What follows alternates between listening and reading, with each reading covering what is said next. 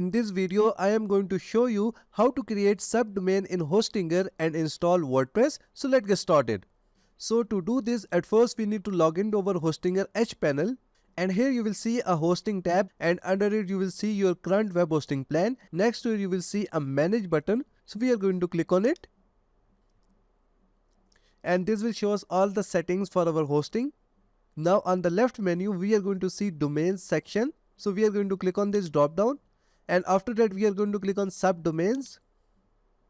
Now here we are going to enter the name of our subdomain. And after that we are going to click on this checkbox, create folder for subdomain. And then in the directory we are also give it a name. And then we are going to click on create. So as you can see that our subdomain is now created, and now we are going to install WordPress on our subdomain. Now from the left menu we are going to click on WordPress, and after that we are going to click on overview. Now from the top we are going to select our subdomain that we have just created. And now to install WordPress on our subdomain, we are going to click on install. Here we need to enter our website credentials.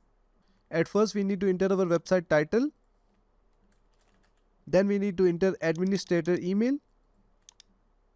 Then administrator username. This administrator username and password will be used later on to access our WordPress website dashboard. After adding your administrator username and password, then click on next. And after that we are going to click on install, and WordPress will start installing on our subdomain.